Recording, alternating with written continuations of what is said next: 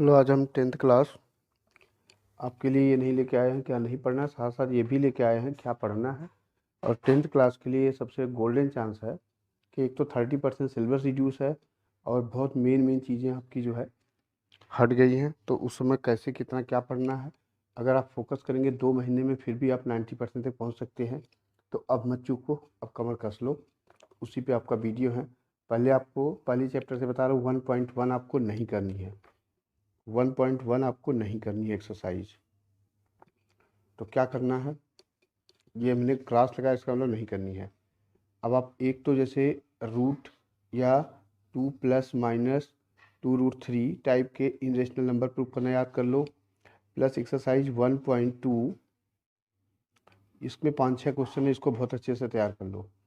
और आपका last exercise जो है 1.4, इसमें दिया है टर्मिनेटिंग नॉन टर्मिनेटिंग, इनको देखना सीख लो। बहुत सिंपल काम है, बड़े आसानी से कर सकते हो ये आप। दूसरा चैप्टर 2 की बात करें अगर हम चैप्टर 2 की, तो चैप्टर 2 में भी आपके लिए इस बार सबसे बड़ा गोल्डन चांस ये है कि इसमें यूक्लिड एल्गोरिथम नहीं है, यानी सिर्फ आपको एक्सरसाइज 2.1 2.2 ही करनी है और एक्सरसाइज 2.3 नहीं करनी है, जो कि आपको लॉन्ग डिवीजन में चढ़ाता था। यानी sum of zeros, product of zeros, ये अगर इक्वल हो जाएं, रेसिप्रोकल हो एक जीरो दूसरे का, या कोई दे दिया इसका रूट्स है, या जो है निगेटिव है, या एडिटिव रिवर्स है, इस टाइप के बहुत छोटे छोटे क्वेश्चन आपको तैयार करने हैं और आप बड़े अच्छे से इसको कर सकते हो। चैप्टर 3 की बात करें, लीनियर में आपको क्या पढ़ना है। इसमें क्रॉस मल्टीप्लिकेशन मेथड आपका डिलीट है। क्रॉस मल्टीप्लिकेशन जो आपका एक्सरसाइज होता था 3 पॉइंट, यहाँ पे मैं दिखा देता हूँ आपको, 3.5 एक्सरसाइज डिलीट है। इसको कैसे पढ़ना है, एक तो 3 सिचुएशन होते हैं, unique solution, infinite many solution और नो सोल्यूशन। इस पे एक क्वेश्चन प्रिपेयर करना है और दूसरा इक्वेशन को सॉल्व करना आना चाहिए। इसको सॉल्व करने के लिए एक मेथड तो कट ही गया है, तो आपका एलिमिनेशन मेथड है और सब्स्टिट्यूशन मेथड है। 2 मेथड से कोई भी इक्वेशन सॉल्व कर लो। और तीसरा आपने वर्ड्स प्रॉब्लम, वो भी एनसीईआरटी का कर लेंगे, सफिशियंट होगा। चैप्टर 4 की बात करें, चैप्टर 4 भी बहुत आपके लिए ज़रूरी है। इसमें एक तो इक्वल रूट्स के लिए कंडीशन, इक्वल रूट्स के लिए और डिस्टिंक्ट के लिए, मतलब d = b² - 4ac में d 0 रखना, ठीक है। b² - 4ac और उसका रूट फाइंड करना। इस पे k की वैल्यू आ सकती है, k की या अननोन क्वांटिटी की वैल्यू फाइंड करना या कोई प्रूफ करना आ सकता है। एक चीज़ ये अच्छे से तैयार करना है। दूसरा आपको तैयार करना है quadratic formula, x = -b ± root में d/2a। यहाँ से डिस्टिंक्ट रूट होगा इक्वल रूट्स के लिए, यहाँ से आपको निकल जाएगा, या कोई भी क्वेश्चन इस पे आप सॉल्व कर सकते हो। इसमें वर्ड प्रॉब्लम नहीं करनी है, वर्ड प्रॉब्लम नहीं करनी है, ये भी आप याद रखना। ये भी आपके लिए वीक बच्चों के लिए बड़ा कम प्रॉब्लम होती थी, अब उनके लिए ये रिलीफ मिल गया है, तो इससे उनको पेपर करने में और आसानी होगी।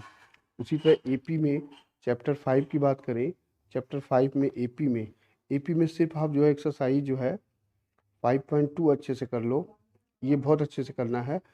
अगर ये कर लोगे तो 5.1 आपको ज़रूरत नहीं पड़ेगी। और 5.3 में खाली सम का फार्मूला है, वो भी क्वेश्चन 1 2 3 तक ही करना है, एक्सरसाइज 5.3। तो इस तरीके से खाली एक एक्सरसाइज यहाँ पे बहुत आपको थोड़ा सा मेहनत करनी पड़ेगी और आपका ये चैप्टर भी तैयार होता दिख रहा है। अब हम सिमिलर ट्रायंगल की बात करें तो इसमें थियरम के प्रूफ में एरिया का भी नहीं है और पाइथागोरस कन्वर्स की थियरम भी नहीं है। तो चैप्टर 6 में अब जिन्हें 6.2, एक तो आपका एक्सरसाइज 6.2 बीपीटी पे बेस्ड है। इस पे लिए हमने वीडियो बनाया है सिमिलर ट्रायंगल का, और सिमिलरिटी क्राइटेरिया भी है, एंगल या एस पे, इस पे हमने पूरा वीडियो बनाया, उसका लिंक मैं इस पे दे दूंगा। आप वहाँ से पूरी एक्सरसाइज 10 मिनट में कर सकते हो। और एक एक्सरसाइज आपको करनी पड़ेगी 6.5 बस। 6.4 जो है आपकी डिलीटेड है, एक्सरसाइज 6.4 आपकी डिलीटेड है, ये आपको नहीं करनी है। 6.1 भी नहीं है, तो बची 3 एक्सरसाइज। 3 में आपको बीपीटी और आपका हो गया सिमिलैरिटी क्राइटेरिया और एक हो जाएगा पाइथागोरस। उसी तरह चैप्टर 7 की बात करें, 7 भी आपके लिए बहुत ही इम्पॉर्टेंट है। इसमें एरिया वाली यानी एक्सरसाइज 7.3 जो है डिलीट है, ये आपको नहीं करनी है। यानी 7.1 इसमें भी आपके क्वेश्चन 7 से लेके 10 तक क्वेश्चन कर लो, और 7.2 को क्वेश्चन जो है एक 2 और 4 से लेके 9 क्वेश्चन तक, बस इतने ही क्वेश्चन कर लोगे आपका काम बन जाएगा। और डिस्टेंस फार्मूला पे है, डिस्टेंस आपको पता ही है निकालने के लिए, दोनों जो है एक्स कोऑर्डिनेट होंगे x2 माइनस x1 या x1 माइनस x2 का होल स्क्वायर और y2 माइनस y1 का होल स्क्वायर। डेली फार्मूला लिखिए चैप्टर वाइज और इस पे काम पे लग जाइए। बहुत इजी काम है आपका इस बार, और नंबर पाना उससे भी आसान काम है आपके लिए। चैप्टर 8 की बात करें हम, चैप्टर 8 जहाँ ट्रिग्नोमेट्री है, तो इसमें आपको एक्सरसाइज 8.3 डिलीट है, इसको नहीं करना है। अब बची एक्सरसाइज 8.1 जो सीधे ट्रिग्नोमेट्रिक रेशियो पे साइड या एंगल निकलवाया जाता है। तो इसमें पंडित प्रदीप प्रसाद हर हर बोले सोना चांदी तोले पे आपने डायरेक्ट क्वेश्चन कर लोगे, आपने पढ़ाई होगा। और दूसरा 8.2 में सिर्फ टेबल तैयार करनी है। टेबल के लिए बता रखा हूँ मैं कि आपने जो है एक साइन का भी अगर याद कर लिया खाली तो बाकी आपका हो जाएगा। जैसे 0 degree, 30 degree, 45 degree, 60 degree, 90 degree. तो यहाँ पे 0, 1, 2, 3, 4 लिख लो, सबको 4 से डिवाइड कर लो और सबका रूट ले लो, सबका स्क्वायर रूट निकाल लो। तो ये आपका जो है साइन 0 आ जाएगा, 1/2 आ जाएगा, 1/√2 आ जाएगा, ये √3/2 हो जाएगा और ये 1 हो जाएगा। इसको उल्टा कर दोगे कॉस हो जाएगा, साइन कॉस को डिवाइड कर दोगे tan आ जाएगा, फिर उनको रेसिप्रोकल करते जाओगे। हाँ, इसमें 8.4 एक्सरसाइज जो है आइडेंटिटी जो है कॉम्प्लीमेंट्री एंगल डिलीटेड है, 8.3 नहीं करनी है, ये मैंने पहले मार्क कर दिया आपको। 8.4 एक्सरसाइज जो है 8.4 आपको थोड़ा सा मेहनत करना पड़ेगा। हाँ, इसको NCERT और प्लस एग्जाम्पल उसके लिए है कि आपको आइडेंटिटी बहुत अच्छे से लर्न होनी चाहिए। आइडेंटिटी आपको डेली एक बार लिखनी है, इसको लर्न हो जाए तभी आपको क्वेश्चन समझ में आएगा, इसलिए आप पहले आइडेंटिटी इसको अच्छे से याद करेंगे। हाइट एंड डिस्टेंस की बात करें, चैप्टर नंबर 9, इसमें आपने एक तो एंगल ऑफ एलिवेशन डिप्रेशन आप अच्छे से आना चाहिए। जो हमारी साइट ऑफ लाइन है, हम नीचे से ऊपर देखते हैं तो एलिवेशन बनता है और वहाँ से नीचे देखते हैं तो डिप्रेशन बनता है, और उसी पे बेस्ड डायग्राम बनाना। डायग्राम भी आपने समझ के अगर क्वेश्चन नंबर NCERT का 7 से लेकर 16 तक खाली कर दिए तो भी, और एग्जाम्पल तो भी आपका काम बन जाएगा। इससे ज़्यादा मुझे नहीं लगता कि आपको कोई परेशानी होगी अगर आपने समझ के कर दिया तो। अब आ गया सर्कल चैप्टर 10। चैप्टर 10 है सर्कल हमारा। तो सर्कल में क्या करना है क्या नहीं करना है, इसमें भी आपको एक ही एक्सरसाइज करनी है, वो भी एक्सरसाइज आपकी है 10.2। एक्सरसाइज 10.2 को ये आपको सीरियसली करनी होगी क्योंकि बेसिक पाइथागोरस पे आ जाएगा, या कॉम्प्लीमेंट्री एंगल, क्वाड्रिलेटरल के चारों एंगल या ट्रायंगल के सारे एंगल या टेंजेंट पे बेस्ड आएगा। तो ये हम कहेंगे आपने एक्सरसाइज पूरी कर लो, क्वेश्चन 1 से लेकर 13 तक इसको आपने पूरा प्रिपेयर करना है।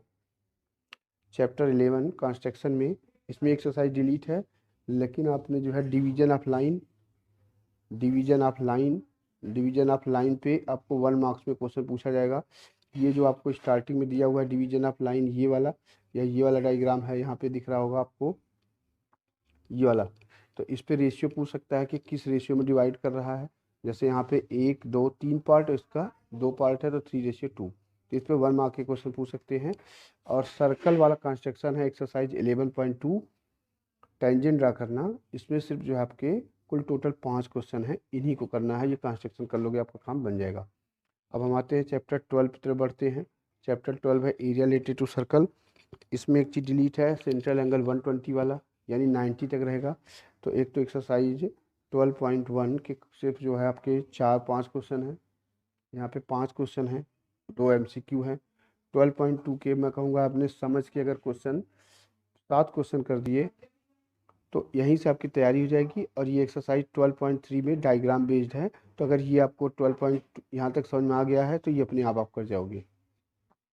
चैप्टर 13 सरफेस एरिया वालों में, यानी एक्सरसाइज 13.4 फ्रस्टम आप कौन डिलीट है, तो अब इसमें क्या करोगे, एक तो एक्सरसाइज 13.1 एक्सरसाइज में आपको क्वेश्चन 1 से लेके 8 यानी 8 क्वेश्चन यहाँ कर लो। 13.2 में बहुत ज़्यादा नहीं करना है, वॉल्यूम निकालना है। एक क्वेश्चन आपने 1 कर सकते हो, एक क्वेश्चन 4, 5, बस 3 क्वेश्चन कर लो, सफिशिएंट है। और 13.3 मेन है, इसके क्वेश्चन आपने सारे करना है, ऑल, इसको अच्छे से कर लेना है। इसमें एग्जाम्पल भी इंक्लूड कर सकते हैं आप। और एक्सरसाइज आपके आप आ गया चैप्टर 14 स्टैटिस्टिक्स। इसमें भी आपको ओजाइव ग्राफ नहीं बनाना है। सिर्फ आपको क्या करना है, 14.1, 14.1, 14.2, 14.3 तीन एक्सरसाइज के लिए तीनों मीन, मीडियन, मोड, मीडियन, तीनों के फार्मूले लिखने हैं। इसमें भी मीन का जो है स्टेप डिविजन कटा हुआ है, स्टेप डिविजन नहीं करना है, यानी 2 बचा डायरेक्ट मेथड और ज़ूम इन मेथड। इसका फार्मूला लिख लीजिए, मोड का फार्मूला लिख लीजिए, मीडियन का फार्मूला लिख लीजिए। कोई भी एक टेबल उठा के तीनों का क्वेश्चन कर दीजिए, कोई भी, जो सारा एक्सरसाइज करने की आप जरूरत नहीं है। डेली आपने लगातार 3 दिन तक एक टेबल उठाइए कोई भी क्लास इंटरवल फ्रिक्वेंसी की, और सब पे जो है एक एक क्वेश्चन तीनों से कर दीजिए, यानी उसी का मीन निकालिए, उसी का मोड, उसी का मीडियन निकाल लीजिए, आपका काम हो जाएगा। उसी तरह से इसमें आपको ओजाइव नहीं बनाना, स्टेप डिविजन नहीं, प्रोबेबिलिटी चैप्टर आपको पूरी करनी पड़ेगी।